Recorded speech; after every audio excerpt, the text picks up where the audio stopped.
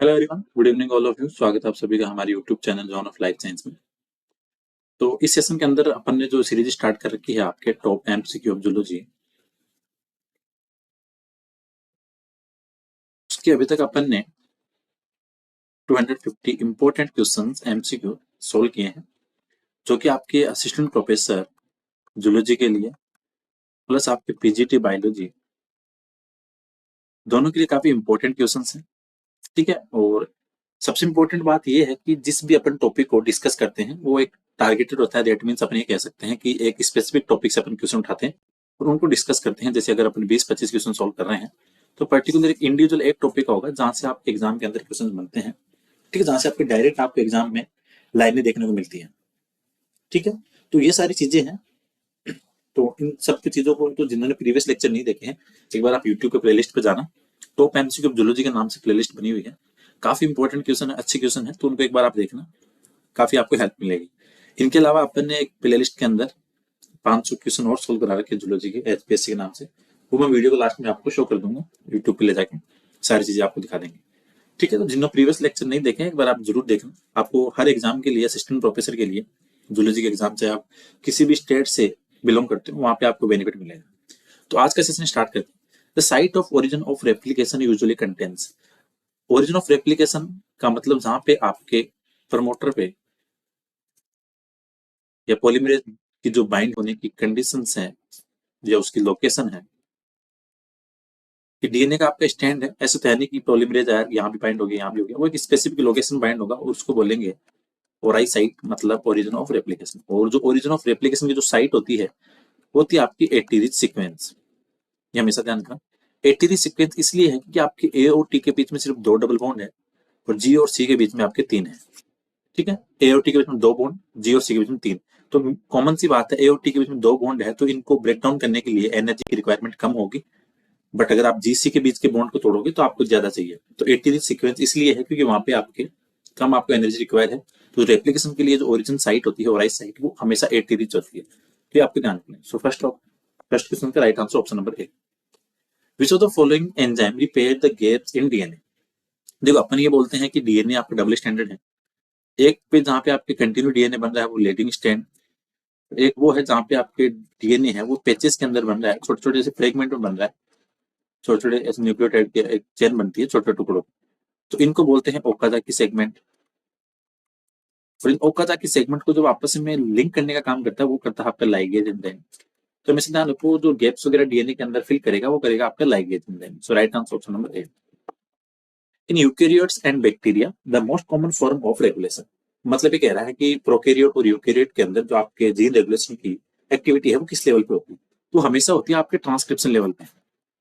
जो आपके operon system वगैरह है उनके अंदर जो जीन एक्सप्रेशन होता है वो सारा ट्रांसक्रिप्शन लेवल पे है। तो राइट आंसर ऑप्शन नंबर सी।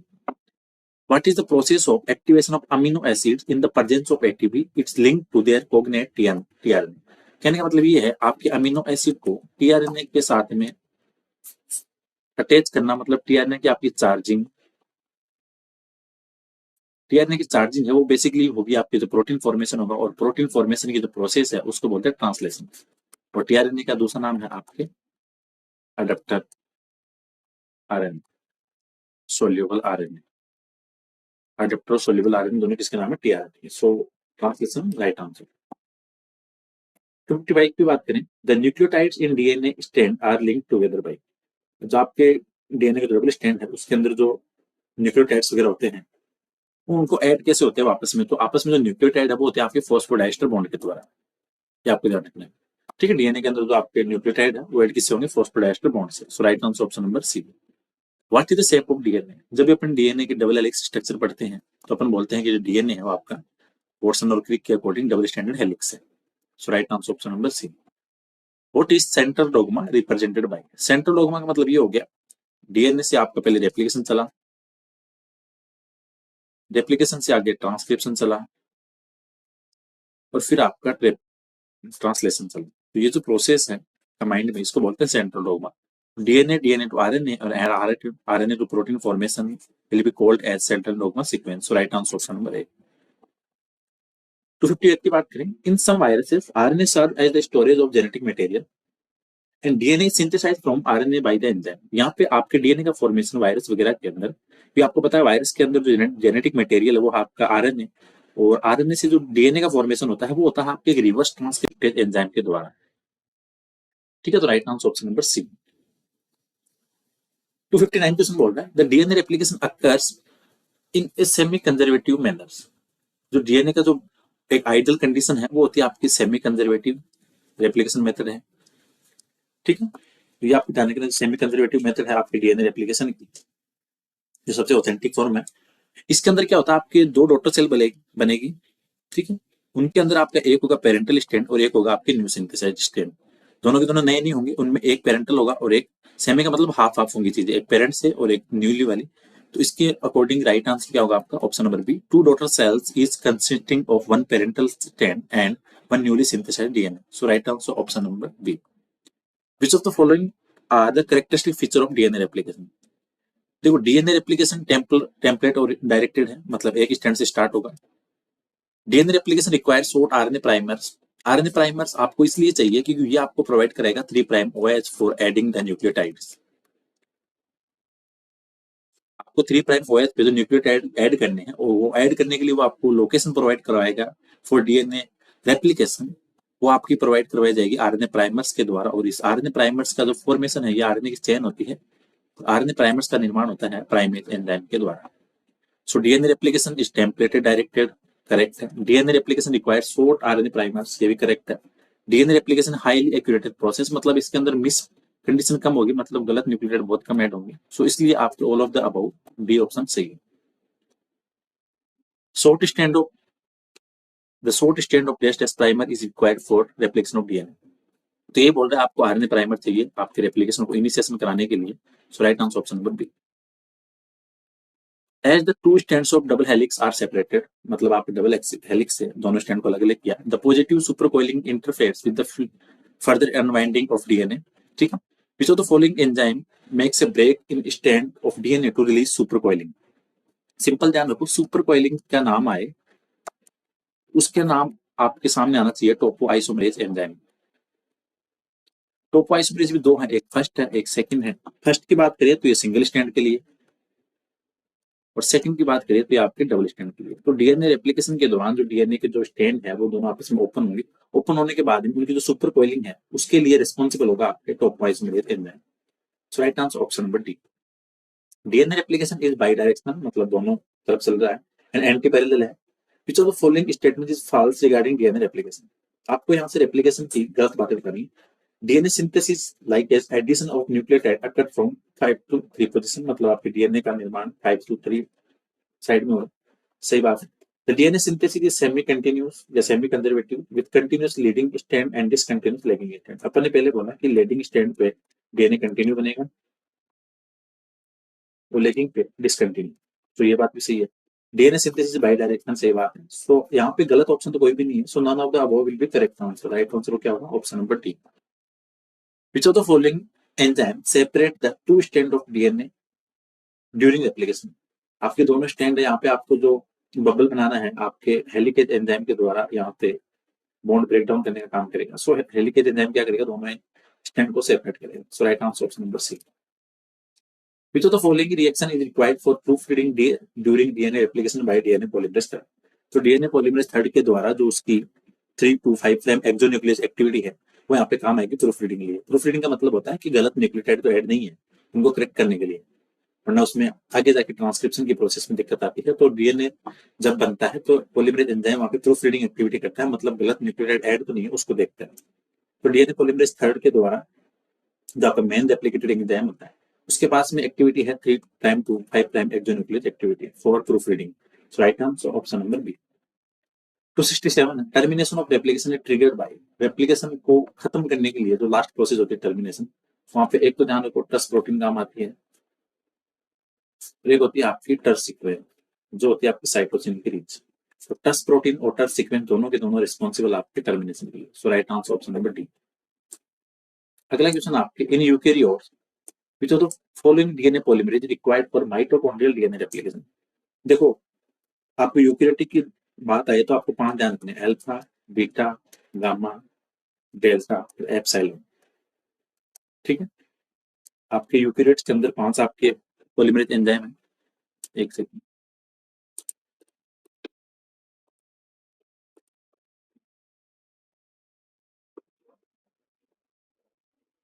ठीक है, आपके यूकेरियोट्स के अंदर 5 हैं, तो अल्फा, बीटा, गामा ये आपके अलग-अलग सबके काम है। तो आपको यहाँ पे ध्यान रखना है कि जो आपके डेल्टा वाला है, डेल्टा वाला रिस्पॉन्सिबल होगा आपके किसके लिए? सॉरी, डेल्टा नहीं, गामा वाला। गामा वाला रिस्पॉन्सिबल आपके माइटोकॉन्ड्रियल डीएनए के लिए। ठीक है, यूकेरियोट्स के अंदर 5 है, और प्रोकैरियोट्स की बात करते हैं तो उसके अंदर फर्स्ट, सेकंड और थर्ड 3 आपके डीएनए पॉलीमरेज पाए जाएंगे। तो यहाँ बोल रहा है माइटोकॉन्ड्रियल डीएनए के लिए, तो माइटोकॉन्ड्रियल डीएनए के लिए आपका जो अल्फा, बीटा, गामा, तो अल्फा, बीटा को छोड़ के जो गामा डीएनए पॉलीमरेज है, तो DNA polymerase gamma will responsible for formation of DNA replication in mitochondrial DNA. So correct answer is option number C. DNA replication occur in which phase of cell cycle? तो cell cycle की आपको पता है जो interphase होती है,